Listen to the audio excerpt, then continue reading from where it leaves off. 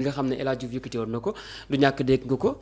ñoom itam génn nañu juste pour leeral waaye itam pour wax Sénégal exactement nii yëf yi demee la fédération sénégalaise de football a pris connaissance avec regret des récentes sorties médiatiques de l'ancien international monsieur El Hadj Diouf relatif notamment à la gestion des récompenses foncières octroyées par l'État du Sénégal aux acteurs du football ainsi qu'à divers sujets traitant de l'actualité sportive internationale.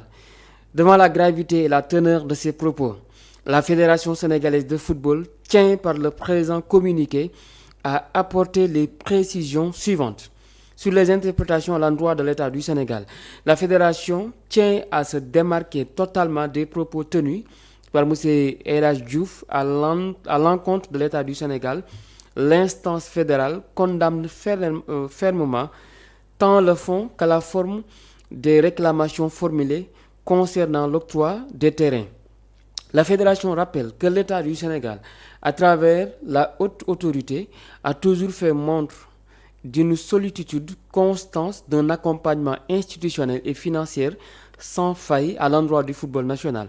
À cet égard, la fédération tient à assurer l'opinion que la question foncière évoquée fait l'objet d'une prise en charge diligente par les plus hautes autorités de la République et demeure convaincue qu'une solution idoine sera trouvée. Par conséquent, les déclarations publiques et la voix de presse illustrée pour poser des revendications personnelles ou collectives ne sauraient être cautionnées par notre institution qui privilégie le dialogue républicain et les canaux administratifs appropriés.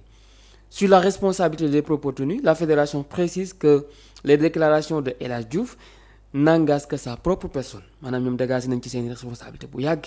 Bien qu'étant une légende du football sénégalais, ses opinions exprimées à titre personnel ne reflètent en aucune manière la position officielle de la Fédération sénégalaise de football ni celle du comité exécutif.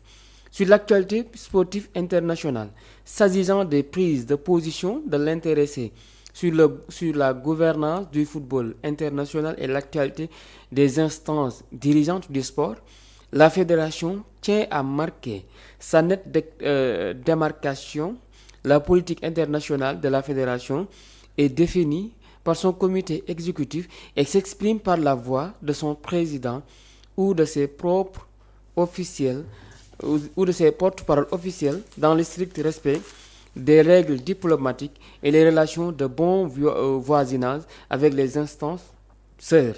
En conclusion, la fédération réitère son attachement indéfectible au respect des institutions de la République et invite l'ensemble des acteurs gravitants autour de la sélection nationale et du football sénégalais à faire preuve de retenue, de responsabilité et de respect dans leur prise de parole publique, afin de préserver l'image de notre pays et de la sérénité nécessaire à la bonne marche de notre discipline. Loolu itam tey la fee à Dakar le 25 janvier 2026 le secrétaire général dafa am kàddu yoo xam ne moom El Hadj Diouf da koo yëkkati woon jëm ci kër yi nga xam ne dañ koo mayoon joueur yu équipe nationale bu Sénégal par la suite la ñu dégg ne gouvernement bi fi nekk da koo nangu woon oui yooyu yëpp mu daal di koy wax. ñoom gouvernement plutôt fédération bu Sénégal dañ ci dégg seeni responsabilité que kàddu yooyu nga xam ne El Hadj Diouf daal dina koy yëkkati loolu moom la concerné waaye lu jëm ci wàllu foncier yeeg récompense leen war a jox ñoom nañ ca war a doxalee xam nañ ko quand même. waaw Alboura. malheureusement fête bi. waruñu ko yàq. am lu ko yàq quoi tamit te lu mën a ñàkk la quand même. waaw te El Hadj daf ci contribuer El Hadj daf ci contribuer lu rëy. moom les internationaux. ñoom Mamadou Niang depuis qu'il est dans la tanière. sur le plan psychologique gis nañ ni mu taxawoo xale yi mais nag dañ ko jumloo. dañ ko waxloo. ñi njëkk a génne terrain yi ñoom Serigne Mbacké Ndiaye la. très bien. Lions yi. amuñu problème yooyu. les Lions n'aiment pas l'injustice. dafa am ñoo xam ne dañ fa am ay terrain. combien de foncier la ñuy bloqué Sénégal boo xam ne régime Macky Sall moo ko fi def. aéroport bi kenn war a foon tabax ay kër. yëfu njublang la yëfu yàqu-yàqu la mais pour valider seen yàqu-yàqu boobu ñu dugg ci Lions yi. gaa ñi bu ñuy def tappale bu ñuy jël ay foncier couche bu nekk dañu fay dugal. comme que def na fi seen ñaawteef bu ñu ci dugalee Lions yi pour mun a valider seen ñaawteef boobu la woon ñëpp xam nañ ne aéroport contentieux dafa bëri. autour de l' aéroport kan war a fa tabax aéroport militaire la. même bu doon aéroport normal am na superficie boo xam ne kër waru fa jege. kenn ñaanu ko yàlla donc tabax ci aéroport bi c'est-à-dire mënul na deuxièmement nag ñoom ñiy wax yëpp ñu ci bëri dafa am link bi ñuy bloqué terrain yi dañoo bloqué wàlle seen terrain ñu yaakaar ne Lions yi bu ñu waxee dinañ parce que boo décanté Lions yi di nga décanté seen problème ñoom. El Hadj Diouf aussi qui est un homme entier dégg wax bi moom aussi waxaale mais xam na ne état bi foofu c'est un contentieux comme Mbourkat comme corniche bi gars yi dañoo jaay Sénégal ba mu jeex takk dugal ci kilifa yi ñu ñëpp lañ dugal toutes les couches lañ ci dugal pour kenn du leen laal loolu nag na état bi bloqué ñu bëgg a jaar ci Lions yi pour état bi bu lever bu Lions yi le voyer seen bos. El Hadj Diouf aussi un homme entier wax ci parce que dégg nañu ciy wax parce que El Hadj Diouf n'a pas ce problème parce que terrain yi ñu leen jox ci Petite Côte bi 10 000 fois moo gën fii ñii ils ont besoin de sérénité foo xam ne yow boo fa demee jox leen la foo xam ne suufu jàmbur la libu yaa ngi taxaw keneen taxaw tey di tu penses que ne un Sadio Mané dina toog foo xam ne tey bu tabaxee ñu ne ko noo kër gi diwoo ko moom c'est la maison est en contentieux ñëpp xam ko tey kooku di maye ay milliards de francs di maye ay suuf kooku di nga ko def foo xam ne dafa am contentieux on les a mis dans une zone boo xam ne bombe fa nekk. Lions yi il faut les mettre à l'écart de ces contentieux fonciers moo tax président jox leen fële te joxu leen ñu ko pour ay kër de dafa jox pour que ñu investir fa bu nekk des zones attractives parce que Lions yi on les invite au développement. joxuñu leen ay kër fii pour ñu koy def ay immeuble di ci fanaan. lañ leen dugal ci zone yoo xam ne ñoom ils vont valoriser ça comme Akon ni ma ko defee woon donc fi ñu leen jox les 1500 mètres carrés day nekk des zones de développement pour que suba. zone yooyu mu nekk des zones yoo xam ne tey ñëppay riir uti foofu ñëpp génn Dakar on a besoin de sortir de Dakar. aéroport ñun ñuy def sûreté aéroportuaire moi j'ai un diplôme en sûreté aéroport ba 1 kilomètre kenn du fa tabax. li gën a garaaw ci aéroport mooy avion buy décoller ak avion buy atterrir. surtout nag bu dee aéroport militaire ku xam stratégie militaire. li ngay wax nii da xaw ma ci dara. waaw parce que musuma yëg ci avion. waaw mais yàlla nañ ci yegg. ngay wax nii yàlla nañ ci yegg ci 2026 bii. yàlla nañ ci yegg ci 2026 bii. amiin tubaab bi incha allah rabbi sax du incha ñàkk. allah rabbi. loolu moo tax. ñiy def sûreté aéroportuaire yëpp. xam nañ ne danger bi gën a grave aéroport yu Yoff mooy kër yi ko wër.